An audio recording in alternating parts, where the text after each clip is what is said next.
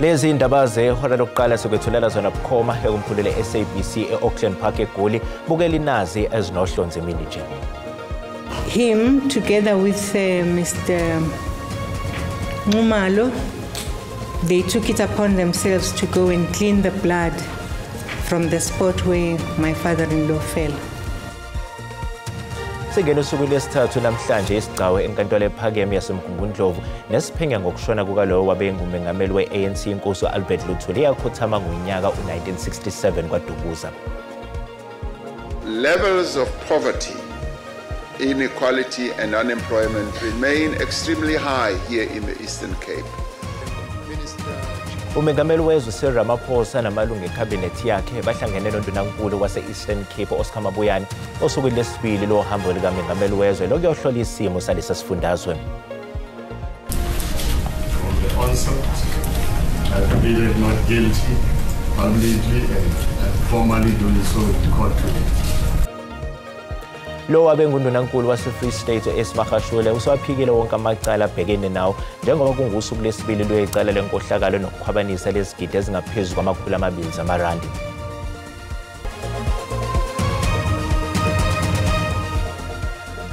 Ukuthola kube kwembukeli ngiyakwamukela ezindabeni zehora lokuqala ezingunqa phambili kanti futhi ke ezihamba phambili la ku SABC1 Mzansi for sure kanjalo ke na ku SABC le hayi igama lami nginguDaud Phungula.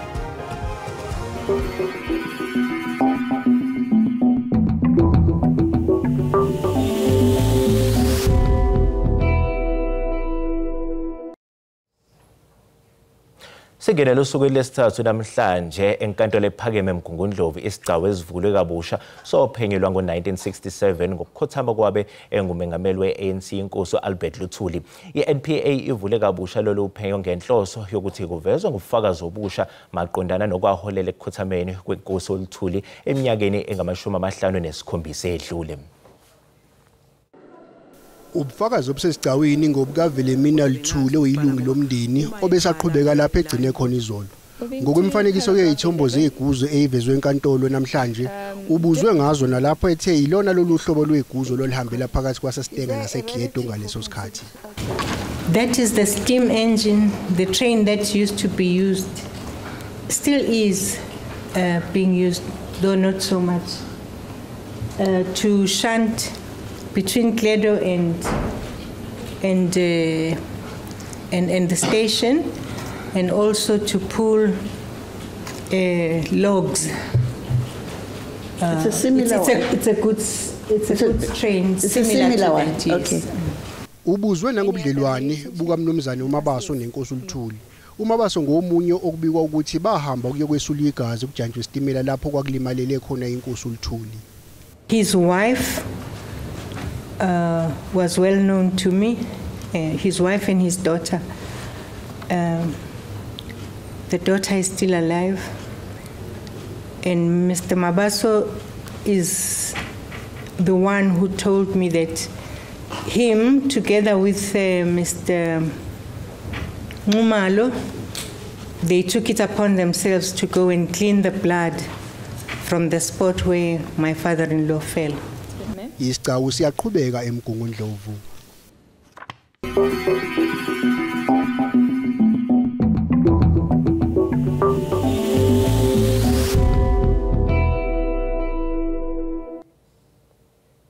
Umengameli wezwe Cyril Ramaphosa namalungu ekhabinethi lakhe bahlangene noNdunankulu wase-Eastern Cape Oscar Mabuyane osukwini lesibili lohambo likamengameli wezwe lokuyohlola isimo salesi sifundazwe.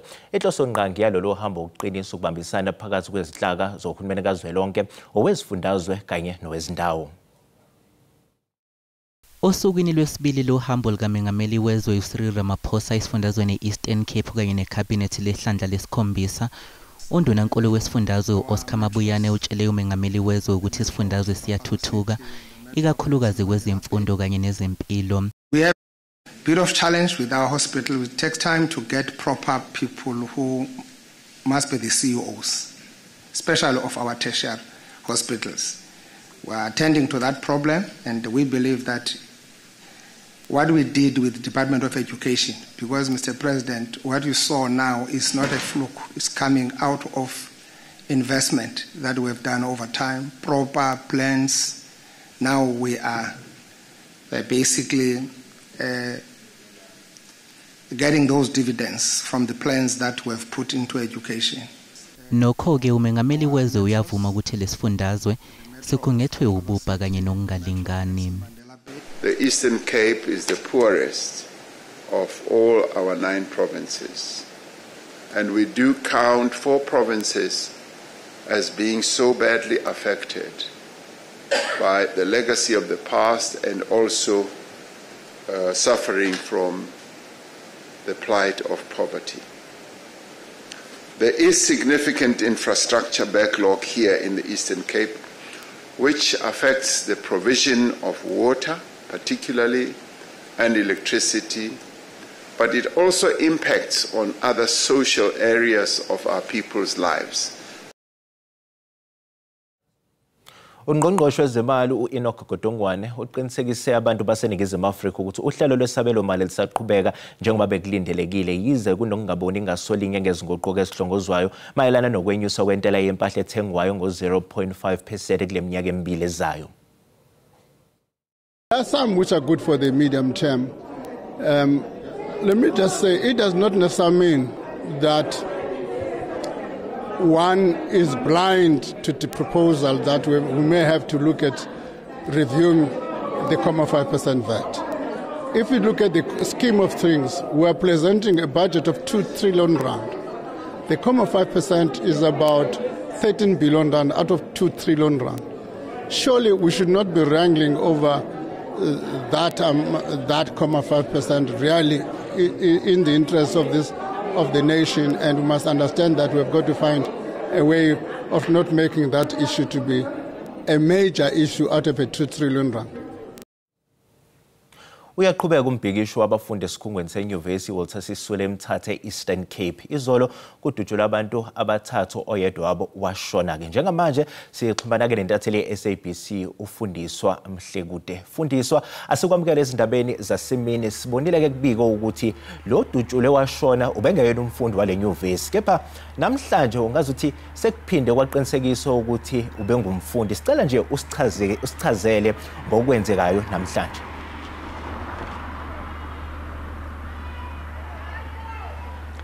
Enkosi Dawuthi ngenene kambe ngokusigaba kuthetha nesithethi sosapho lomfundi ekuthiwa uye wadutyulwa wasweleka izolo. Usapho lwakhe belufikile apha euniversity luzothatha impahla yakhe kodwa lukhuphe umuntu ozawuthi aluthethele nanjengoko lona luthi lusakhathazekile alikwazi ukujongana nabantu bendaba. Uthi ke osisithethi sosapho usapho luqinisekisile ukuba ngenene umfi ubengumfundi apha kule university. Batsho ke besithi banazo ne records zokuba i-student card ubenaso ne-student number, and kuyatsho ukuba kuyavela ukuba ngoMarch ubenze i-payment engangama5,000 erandi. Kodwa ke ngoku sinaye othethela iSASCO apha kwi-region uNkululeko Tyatya. Nkululeko, zinganqandwa njani izinto zenzekayo kule university zokudutyulwa abafundi abanye bonzakale njengoba omnye eswelekile izolo? Enkosi kakhulu umsasazi, ndibulise kubaphulaphuli. Igama lam ndinkuleko Tyatya, ndingu-Deputy Regional Secretary, Chair weSASCO apha ku-Eastern Region. I'm also the Secretary of Umthatha Student Parliament apha ku-institution. So as the secretary ke zikhona i-policies esinazo esizichophelayo singabafundi, sinayo ne-institution ezizama into yoba ziprotecte abafundi kumaxesha anjena. So ke ngoku kwezo policies ke sithe siye siziqulunqa zikhona ebesibhizi nazo ebezipasisiwe ezikhuselayo abafundi kwingxaki ezinje. Kusweleke umfundi ingaba nina ni SASCO nithini? SASCO ke si-student movement esiprotectayo esikhusela abafundi ngalo lonke ixesha because we are advocating for students. So SASCO sixhunguphele kakhulu sisenzo esileli hlobo, and sithi ke ngoku makubekho i-justice for esi student. uNkululeko Chacha ke ongusekela sihlalo weSASCO apha kwingingqi esitsho ke uba bacela ukuba umfundi osolekileyo kunye naba bonzakeleyo benzelwe ubulungisa. Masibuyisele intambo kwigumbi lendaba. Sibonga kakhulu yona ke intatheli yeziko lezindaba ze-SABC ufundiswa Mhlekude sibikela ke eBukhoma esemthatha eEastern Cape. Kanti ke mbukeli njengamanje sithathe iqhu ezitolo kanti uma sibuya sizokuphathela uWT. When you are asked how you sustained your injuries, you must say you sustained them by falling from the bucket. Yes. Inkantolo ephakeme yase-Western Cape ehlele Saldanha Bay iyaqhubeka nokulalela isicelo sabasolwa ababili abakhala ngokuthi bashawa ngenhloso yokubaphoqa ukuba bavuma icala lokuthunjwa kwentombazanyana uJoshlan Smith.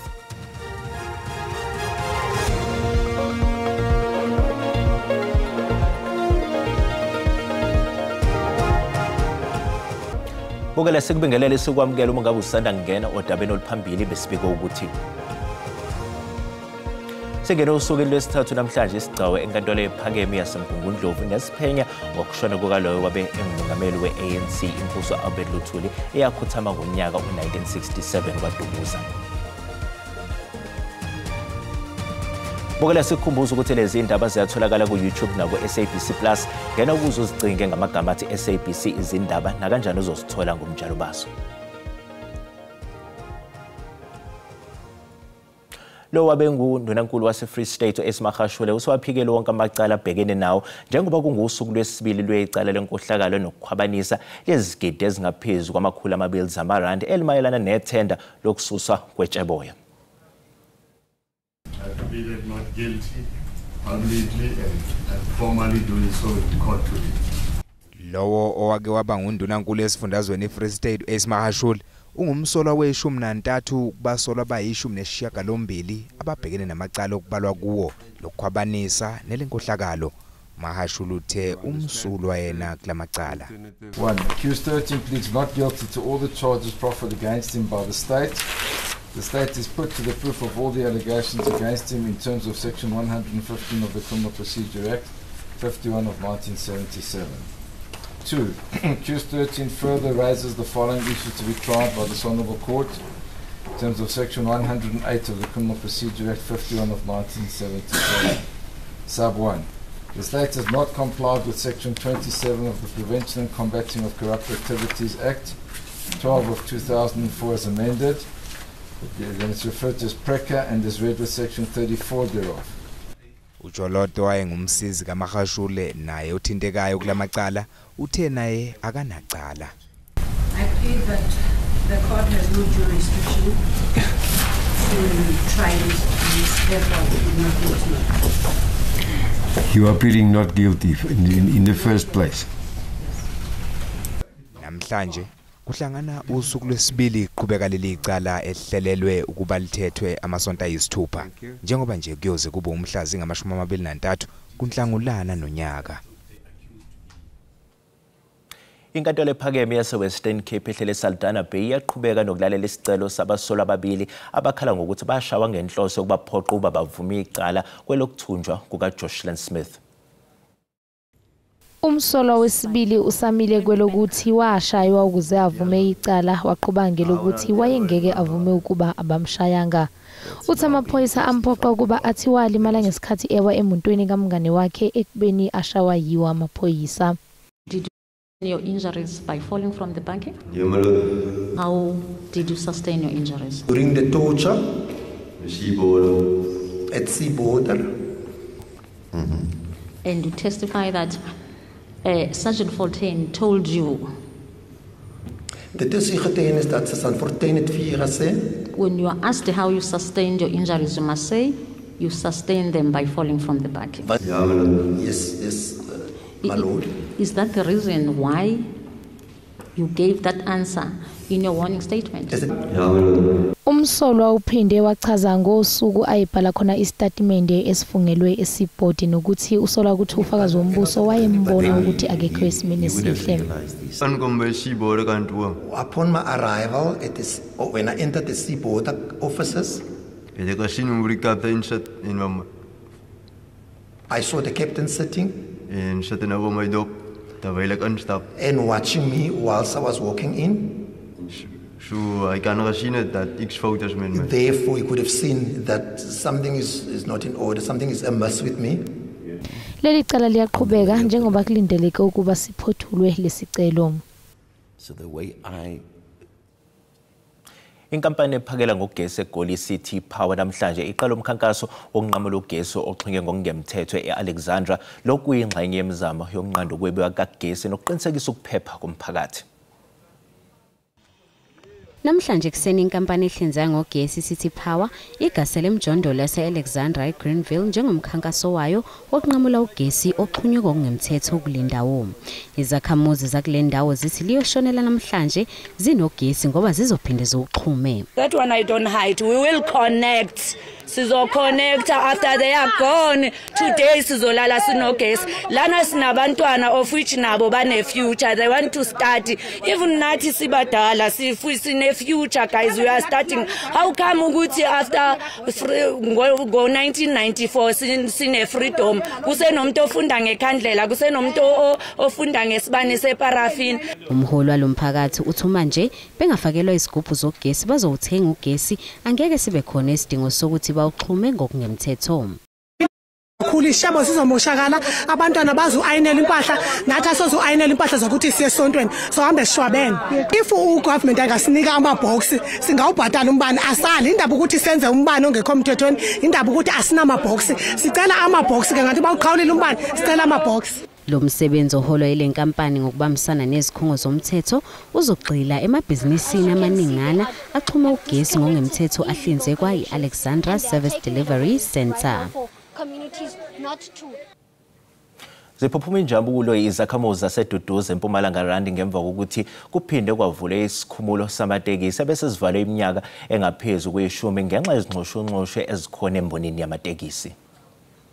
La esikhumulweni samatekisi la eBlue Gum Taxi Rank njengoba ke lesi sikhumulo samatekisi sivulwa kabusha uzokhumbula embukelweni indaba ze-SABC ukuthi lesi sikhumulo esavalwa eminyakeni ke eyishumi edlule ngenxa yokuqobuka ke kweyidubedube. Ngizozama ukuthi ke ngethule abantu abalana ngeke ubabusha balala sawubona baba asikubingelele sikwamukele indabeni ngiyeza ukuthi uGambu ngiyeza ukuthi ke beninenkinga yokuthi ke ngenxa yokuthi isikhumulo samatekisi lesi besivaliwe babuGambu beninenkinga benihamba ngani? Besihamba ngenyawo siye 15 mayiloko noma imvula zina njengamanje kungena ubusika sihamba ebusuku abotsotsi lapha badlala ngabantwana babantu. Uyabo manje njengoba kuvulwe le rinki sizwa siyajabula ukuthi manje sizophuma emakhaya size rinkini. Abantwana basemasithaba bakuphi kuthiwe amateksi azabakhona ehamba thatha abantu le abalethe rinkini. Mayiloko kuyasijabulisa. Umbukelweni indaba ze-SABC lo ebenikhuluma naye ubaba uGambu osichazela kabanzi ke ukuthi ke ujabula kakhulu ngokuthi ke isikhumulo samatekisi lesi sivuliwe ngoba uthi ke abantu bebejike bephenduke ke isulu ezobugebengu ngoba abantu mangabe behamba ebusuku bahamba ibanga elide beyala besuke beqonde khona. Kodwa manje sekuwumlando ukuthi ke isikhumulo samatekisi sivuliwe. Igama lami nguCalvin wakadludla endabeni ze-SABC ngibika ngise-Israel. Bukela umhlahlo wesimo sezulu uyalandele emva kwekhefu.